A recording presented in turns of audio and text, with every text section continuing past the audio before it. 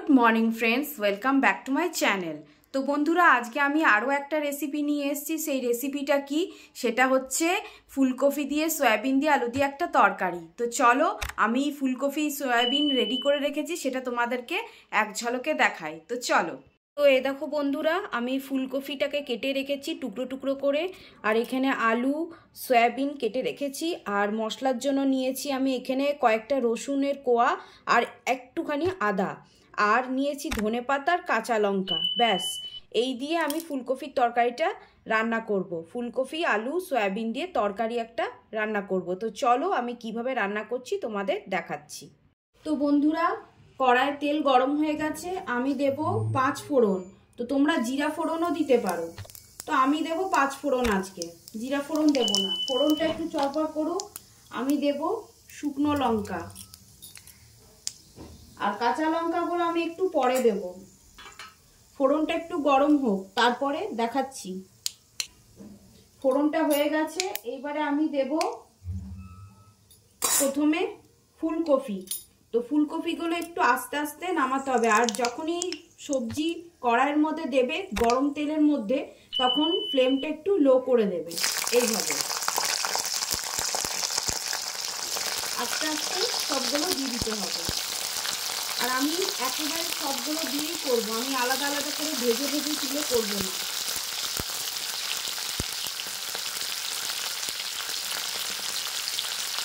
আমরা খুবই কম মশলা রান্না খাই, কারণ বেশি মশলা রান্না খাওয়াটা ঠিক না। আমরা হেলদি খাবার খাই। এগুলো ভাববেন না যে হেলদি খাবার মানে পেঁয়াজ রসুন আদা সবই তো দিচ্ছি। হেলদি খাবার মানে বলতে আদা রসুনটা তো পড়বেই। আদা রসুন ছাড়া কি কোনো রান্না হয় না। কিছু কিছু রান্না যেগুলো আদা রসুন ছাড়া হয়, সেইগুলো বাদ দিয়ে বলছি। তো কম আদা রসুন ব্যবহার করা হচ্ছে যেহেতু, সেই জন্য আমি বললাম হেলদি খাবার। এবারে আমি আলুর টুকরোগুলোকে দিয়ে দিলাম,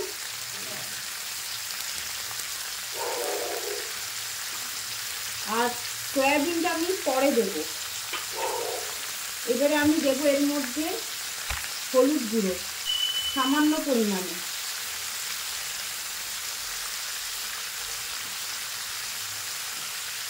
কড়াইটা একটু ঠিক করে নিই। আর দেব নুন। নুনটা আমি যেহেতু একবারে করছি, ওই জন্য নুনটা আমি স্বাদ মতন দিয়ে দেবো। এই যে আর একটু লাগবে, অল্প দিলাম। এবার একটু নাড়িয়ে চাড়িয়ে নিই কড়াই।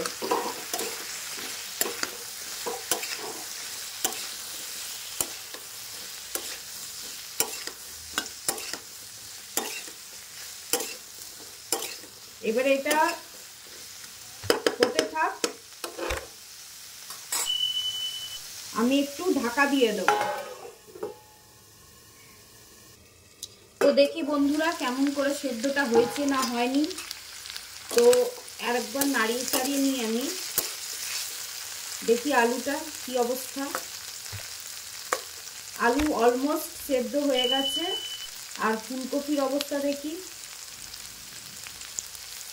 ফুলকপি একটু একটু সেদ্ধ হয়েছে, একটু একটু সেদ্ধ হয়নি। তো ওটা বাকিটা ঝোলের মধ্যেই সেদ্ধ হয়ে যাবে।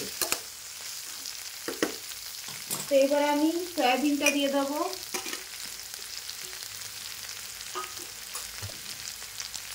আজকে আমার হাজব্যান্ডের রিকোয়েস্ট যে আলু দিয়ে ফুলকপি দিয়ে সয়াবিন দিয়ে আমাকে একটু রান্না করে দাও, আমি খেয়ে দেখি কেমন লাগে। তো ওর রিকোয়েস্টে আমি আজকে এই রেসিপিটা বানাচ্ছি। তো ভাবলাম আপনাদের সাথেও শেয়ার করে নিই।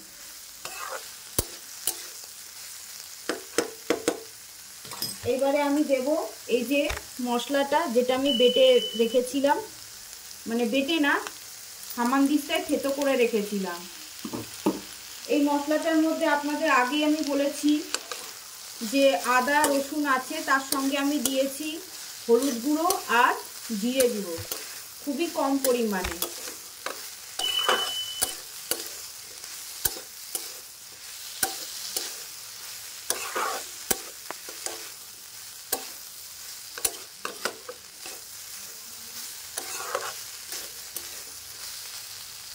মশলাটা একটু কষুক।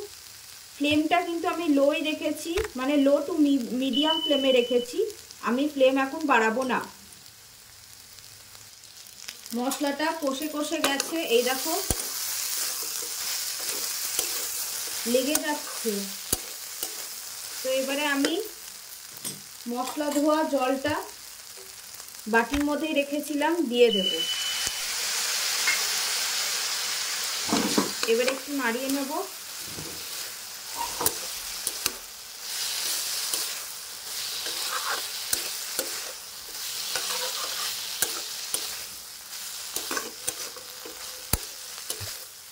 তোমরা চাইলে আদা রসুনটা শিলে বেটে নিতে পারো বা মিক্সিতে ঘুরিয়ে নিতে পারো, কিন্তু আমি মিক্সিতে বা শিলে ব্যবহার করি না, আমি হামানদিস্তাতে হালকা থেতো করে দিই।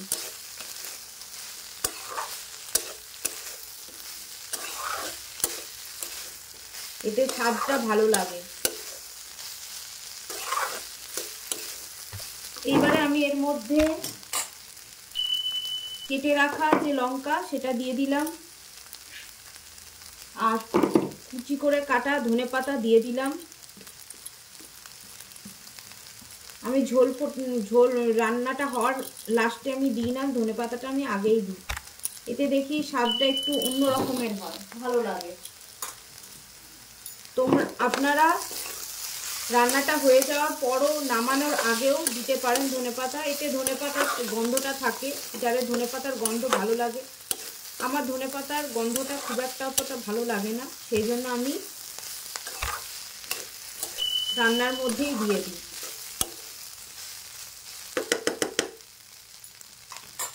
আঁচটা কিন্তু লো টু মিডিয়াম ফ্লেমেই আছে, তো আমি আর একবার ঢাকা দিয়ে দেব। তো দেখি কতটা কি হয়েছে। গন্ধটা কিন্তু বন্ধুরা খুব সুন্দর উঠেছে।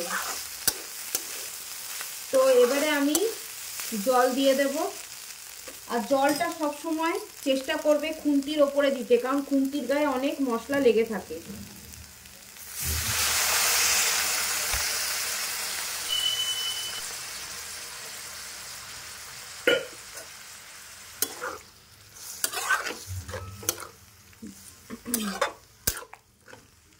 এই যে জল দিয়ে দিলাম আমি, এইবারে ঢাকা চাপা দিয়ে দেব।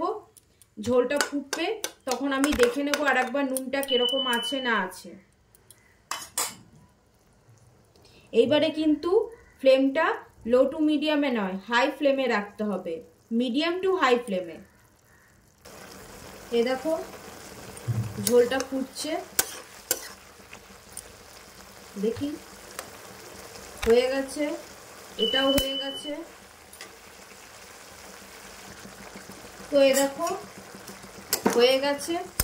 আমি একটু ঝোলা ঝোলা মানে রসা রসা নামাবো। এই দেখো ফুলকপি সেদ্ধ হয়ে গেছে, আমি এবার এটা নামিয়ে দেব।